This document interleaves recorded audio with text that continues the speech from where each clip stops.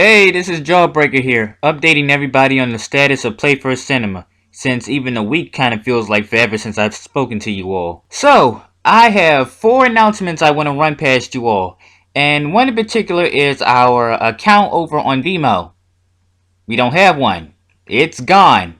Again. Well, not technically again, since the first time I had a Vimeo account I didn't start Playfur Cinema yet. Now, for those who have ever had a Vimeo account, you've probably learned at some point that Vimeo has a reputation of deleting people's accounts without notifying them. And that's what I learned this past weekend as I was finishing up our new website, which I will be getting to in a second. But as I finished setting up everything on the website for the most part, I went to go check on Vimeo because, I wanted to post the links and embed some videos and stuff onto the website. And as I tried to log in, I realized I couldn't log in. I used every possible password that I usually use with my accounts. That didn't work. I changed the password. That didn't work. Then I decided, okay, why not I just search for my videos and see if they're there. And I couldn't find not a video. Then it just came to me at some point in time like, uh-oh, these fuckers did it again. They deleted my ass. And I got not a notification. And for those of you who were there when I told you, we were just coming off our 1-year birthday with Vimeo. Now, the first time they did it, I can understand because I didn't have any proper videos uploaded at that time. They were basically all AMVs, just copyrighted material with music, pretty much.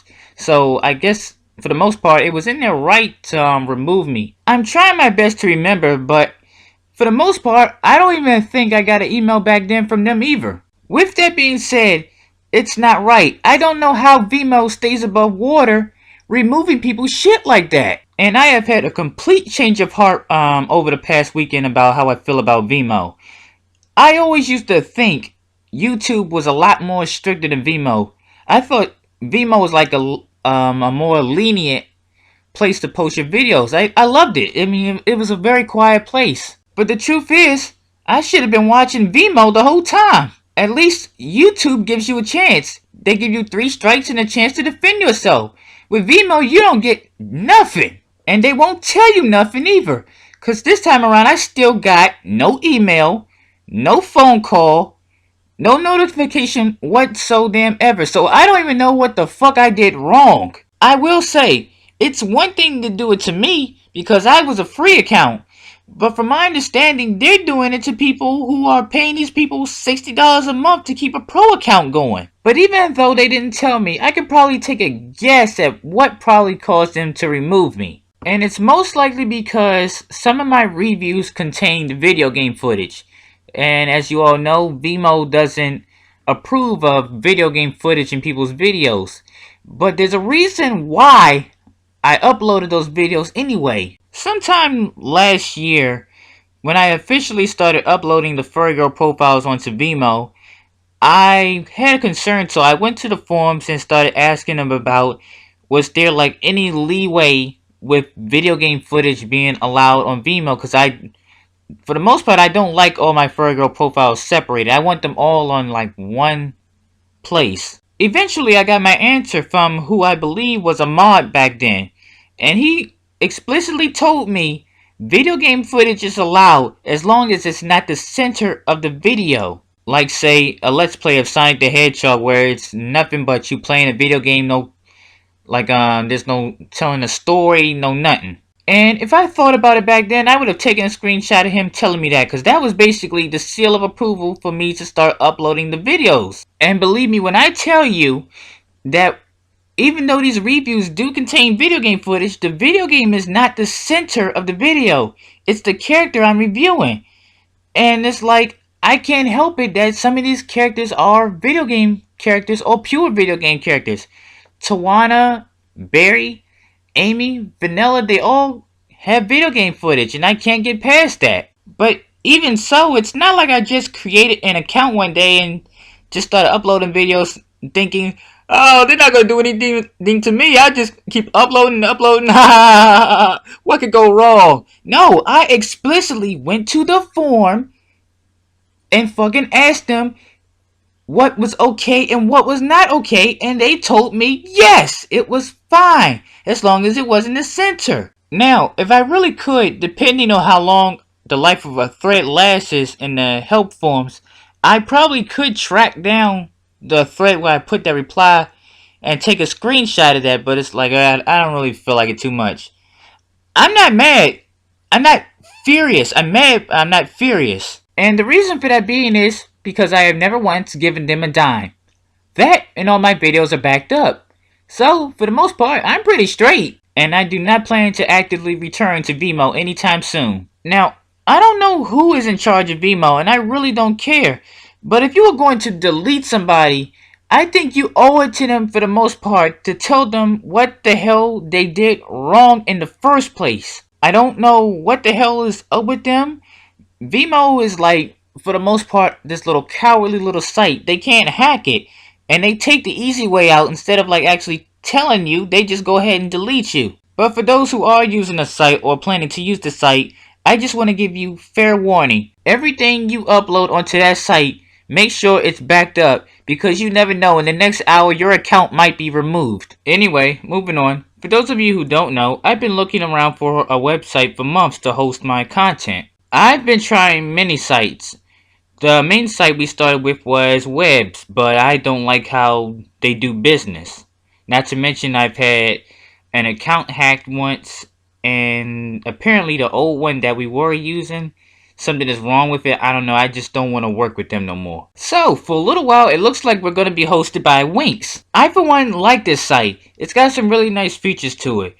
It could use a forum, and it's a bit sluggish, especially in the video department. I guess because of all the videos, so I'm probably going to have to move some of those over. The website is set up for the most part. I mean, I still have a lot of things to still add to it, but other than that, it has all the basic information on it. If you want the channel link, the link will be provided in the description below. You can also find the link on our channel banner on the main page of our YouTube channel. Third thing on the list, one of the things I wanted to do with Playfur Cinema was feature some anthropomorphic movies. And one of those movies I've been shooting for a little while was Friz the Cat. I mean, be honest, with Playfur Cinema, why wouldn't we want to feature Friz the Cat, of all characters? But I didn't just want to feature it, I wanted to do it legally.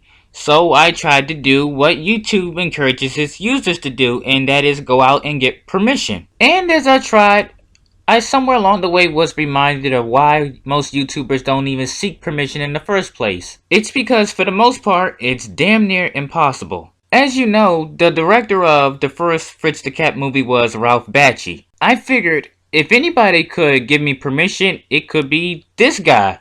So what I tried to do was get in contact with him. Mission: a complete and utter disaster. The first place I tried to contact him was on his website, which I couldn't find any form of contact whatsoever. Then I tried social media, so I tried his Twitter account, and he doesn't accept messages. And okay, then if I couldn't get in contact with him on Twitter, I went to Facebook and found his Facebook page. I sent him a message. It's been about a month now. No reply back. So yeah, couldn't get in contact with him whatsoever. I can understand why. He's probably a private dude and he probably gets crazy whack ass messages all the time. But if you look at it from my standpoint, there's a reason for why people get starstruck. Or let me put it this way, and I don't mean for it to sound as mean as it will sound. For those of us with common folk status, the celebrity types intend to ignore common people like us. I mean, I have met and seen many types of celebrities before for many different reasons, but I have never had a full-blown conversation with one. But perhaps my luck is just bad, and maybe you have had a full-blown conversation with an actual celebrity. And if you have, please do, feel free to share with us. And perhaps maybe your experience will rub off on us. But yeah, like I was saying, for the most part, it's a shame that I can't get in contact with the dude. Because it's not just Friz the Cat. Eventually, if projects keep going the way I hope they will, eventually, sooner or later, there is going to come a point where I'm going to have to review Holly from Cool World. because she is definitely a cartoon character with a sex symbol status, so that is inevitable. Ah, but just because I was down did not mean I was out. So, I tried to look up the production company for the Fritz the Cat movie, which was Cinemation at the time. And come to find out, Cinemation has been bankrupt since 1975. So, not only is it not possible to ask them, I now have to figure out who has the distribution rights to Fritz the Cat. So, not only can I not ask Banshee, I cannot ask Cinemation. So, what other place can I ask? Maybe ask the video producer for Fritz the Cat, Steve Krantz. And if he had any say over the video, it's 8 years too late. It turns out he died in 2007. Fuck me. With that being said, it seems that this project is going to be on hold for a little while. I'll eventually return back to this. I just gotta figure out who has the distribution rights now. And actually, instead of 4 things, I'm gonna update the list a little bit here. For those of you who don't know, I am now a video producer for Horn Dog Studios. And the man who asked me this was Isaac Baranoff. For those of you who don't know who that is, he is the creator of the Horn Dog comic strip. It's about a dog named Bob who enjoys chasing skirts, smoking marijuana, and using cocaine. Something you all might very well enjoy. And a story I definitely gotta check out myself one day. Yeah, but when he contacted me, I was a little bit skeptical at first because I didn't know who he was. But after doing some research, finding out he's legit instead of a spammer, it didn't take me long at all to accept and helping him out on the site. And keeping this pretty short, so if you by any chance stop past the website and you see one of my videos, just know, that's me. Alright, last thing on the list, guys. We gotta talk about these furry girl profiles. Now, I believe it was back in December when I announced the Battle of the Furs, where I would take people's favorite choices for furry girl profiles and have them competed against each other to see who would be featured next. It was my way of trying to eliminate most of the requests I've been getting lately, but couldn't get to. But it's not entirely going the way I planned it to be. There are many factors as to why, but for the most part it's usually hard for me to get the footage to do some of these girls. But I would like to think I've improved since I started doing this. I mean, not only have I found many types of ways I could get the footage, but I've also went from a shitty mic to a more clear one like this one. Still doesn't change the fact that I'm more of a poor man's reviewer. I mean, I don't have the resources like, say, Nostalgic Critic to go over the top with these things the way I want them to. So, there's gonna have to be a slight change in the list. Meaning, some of the girls who were planned to be reviewed later are gonna have to be bumped up in order to fill the gap in for the girls I can't do just yet. One girl, for example, is Goldie Pheasant, who is supposed to be next for me to review. I want her out before the 11th because this month is going to be hectic and I don't know when is the next time I'll be able to finish her. I just really want to say, keep in mind guys, reviews take me a while to finish. And it also all depends on who I am reviewing. Girls, for example, like Lola Bunny, Fifi LaFume, and Goldie right here, don't take no time at all for me to review because their background is either short or because I already know them. But now I'm getting more and more girls I have no clue about.